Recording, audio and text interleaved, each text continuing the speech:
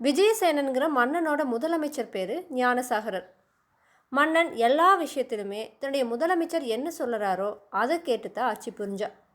ஞானசாகரரும் எந்த பிரச்சனையை பற்றியும் முடிவு எடுக்கிறதுக்கு தனக்கு யோசனை கூறுறதுக்காக 10 அமைச்சர்களை நியமிச்சிருந்தார்.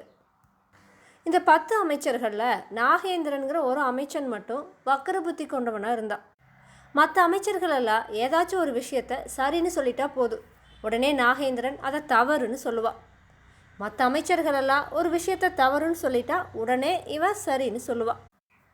ஞானசாகரர் என்ன நினச்சாருன்னா, எதுக்கும் ஒரு எதிர்ப்புன்னு இருந்தால் தான் அந்த விஷயம் நல்லா அலசப்படும் அப்படிங்கிறதுக்காக நாகேந்திரனோட உளறல்களை எல்லாம் கேட்டு சகிச்சு வந்தார்.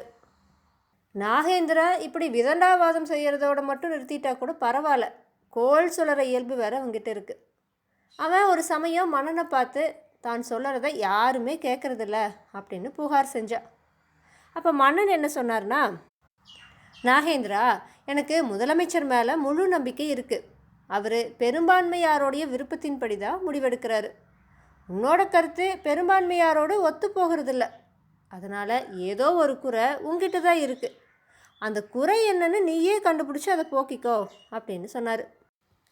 இதுக்கப்புறமா மன்னன் எல்லா அமைச்சர்களையும் அழைச்சி நாகேந்திரன் செஞ்ச புகாரை பற்றி சொல்லி, இங்கே பாருங்கள், உங்களில் ஒவ்வொருத்தருக்கும் கூட இந்த மாதிரி புகார் கூற வேண்டிய நிலைமை வரலாம்.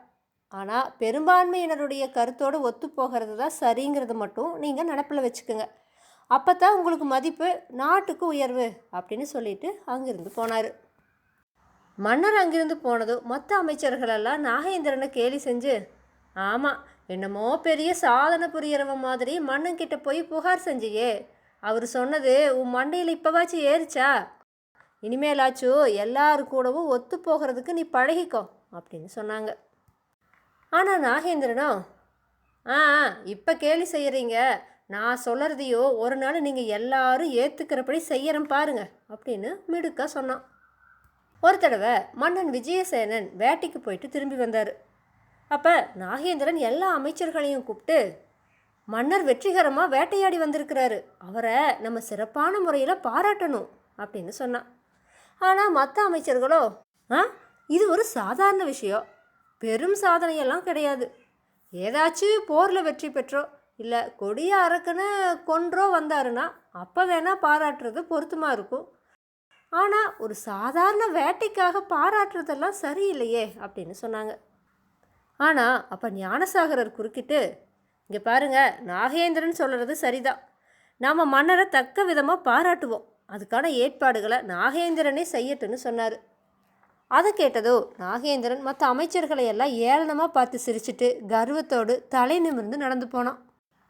அவன் போனதோ ஞானசேகரர் மற்ற அமைச்சர்களை பார்த்து, அமைச்சர்களே, எனக்கும் இந்த அற்ப விஷயத்துக்காக மன்னரை பாராட்டுறது சரியில்லைன்னு தான் தோணுது. ஆனால் நம்ம இதுக்கு எதிர்ப்பு தெரிவித்தோன்னா அவன் மன்னர்கிட்ட போயிட்டு நாம் அவரை பாராட்ட விரும்பலைன்னு கோள் சொல்லுவான். அதனால் மன்னருக்கு நம்ம மேலே வெறுப்பு ஏற்பட்டு நாகேந்திரன் சொல்கிறதையெல்லாம் நம்ப தொடங்கிடுவார். அது நாட்டுக்கு நல்லதில்லை.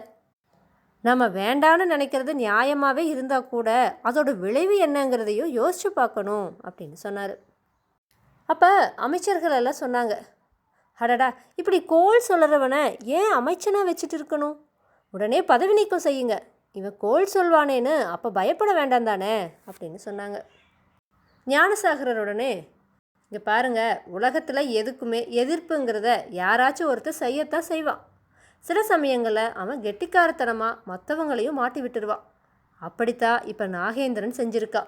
அவனை நமக்கு சாதகமாக உபயோகிச்சுக்கணும். எதிர்ப்புன்னு இருந்தால் தான் உண்மை வெளிவரும். அதனால் இவனை விட்டு பிடிக்கணும். அதனால தான் இவனோட உளறல்களை எல்லாம் சகிச்சுக்கிற, இவனால் நம்மளுக்கு பயன்தா அப்படின்னு சொன்னார். மற்ற அமைச்சர்கள் எல்லாம் ஞானசாகரனுடைய இந்த விளக்கத்தை கேட்டு திருப்தி அடைஞ்சாங்க.